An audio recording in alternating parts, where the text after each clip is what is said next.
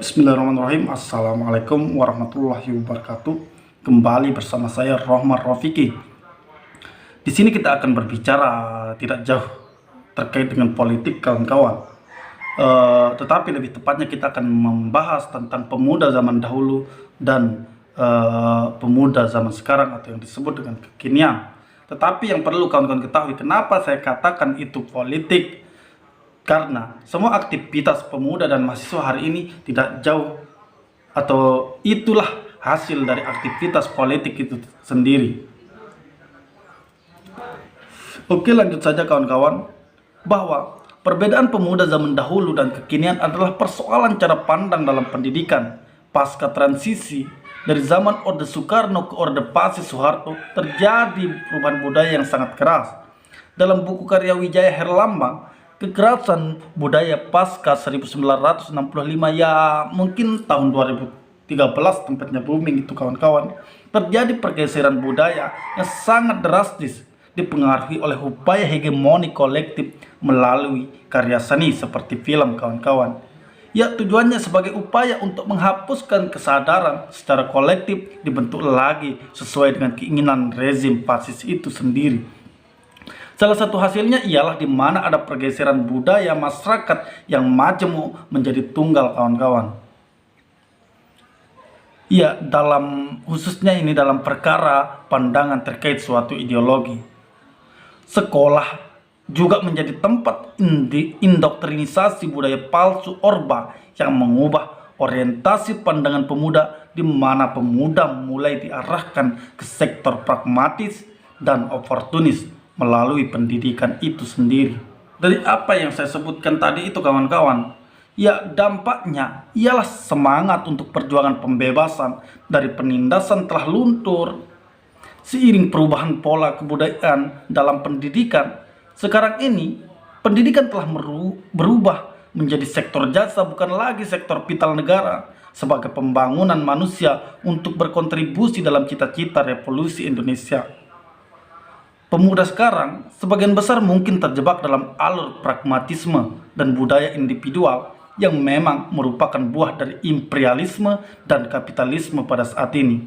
Jika terdahulu para pemuda sadar untuk bersatu padu dan bergerak melawan, maka pemuda hari ini adalah sibuk memikirkan roda hidup dan berdebat terkait persoalan kepantasan dalam berjuang. Pragmatisme pemuda dapat dilihat dari perjuangan yang hanya sebatas eksistensialis semata. Kebanyakan dari mereka hanya ingin panjat sosial ketika diajak turun ke basis masyarakat terdampak konflik. Mereka mengelak dan menolak secara halus dengan alasan-alasan klise. Kebanyakan dari mereka beranggapan bahwa zaman telah berubah. Sudah tidak zaman lagi untuk turun ke jalan, karena dapat mengganggu arus lalu lintas mobil-mobil pribadi para kelas menengah yang selalu paling benar, oportunis, dan selalu ingin menang. Peran pemuda yang apolitis dan apatis menjadikan kondisi republik semakin runyam. Keterbukaan pemuda sekarang sangat minim, bebal, tidak mau mengeksplorasi hal baru. Kebanyakan dari mereka menganggap bahwa politik itu terkait pemerintahan dan elit oligarki partai. Padahal secara tidak langsung mereka tak acuh dan diam adalah bentuk politik dan eksploitasi di ranah ini. Ya, politik telah dijadikan hal yang tabu, penuh intrik dan kejam. Namun tanpa perjuangan politik kawan-kawan, tidak akan ada perubahan yang berarti. Sama seperti ketika mereka masih bersitegang dengan perkara sejarah, bahwa sejarah hanya satu perspektif. Salah satu bentuk dari ketegangan ini ialah sikap a priori pemuda terhadap pembunuhan 7 jenderal, yang dengan hanya mereka mengamini bahwa nyawa 7 orang tersebut dapat ditebus dengan jutaan nyawa manusia tak berdaya berdosa. Mereka juga mengamini bahwa investasi itu untuk perbaikan nasib rakyat miskin, namun melupakan relasi kapitalnya. Bagaimana rakyat tergusur dari lahannya, ruang hidup mereka dirampas, oleh negara yang berkolaborasi dengan kapitalis. Pemikiran mereka cenderung satu arah, pragmatis dan melupakan fenomena utuh yang menyusunnya. Ya, pemuda sekarang merupakan cerminan dari pendidikan itu sendiri.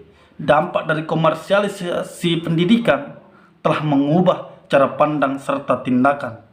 Pendidikan telah kehilangan ruh revolusionernya sebagai alat pembebasan kaum tertindas. Memang mengerikan upaya hegemoni negara atas rakyatnya demi mempertahankan kekuasaan dan relasi ekonominya. Justru hal tersebut harusnya menyengat para pemuda sebagai tonggak perjuangan. Tanpa peran pemuda, tidak akan ada perubahan. Mungkin sampai saat ini kita masih di bawah ketiak Belanda, kawan-kawan. Bahkan tanpa pemuda, tidak akan ada yang namanya reformasi. Mungkin kita masih terkungkung dalam cengkraman Soeharto. Oleh karena itu, penting kiranya merekonstruksi pemikiran kita, kawan-kawan, sebagai kaum muda, untuk sadar berpolitik sebagai upaya istiqomah dalam amar ma'ruf nahi mungkar, membebaskan manusia dari penindasan, melawan untuk kebebasan dan keadilan. Oke kawan-kawan, hanya itu sedikit ya. Nanti kawan-kawan simpulkan sendiri bahwa bagaimana pemuda zaman dahulu dan pemuda hari ini dari segi perjuangan, pergerakan, dan yang lainnya. Semoga informasi ini bermanfaat kawan-kawan. Sekian dari saya. Assalamualaikum warahmatullahi wabarakatuh.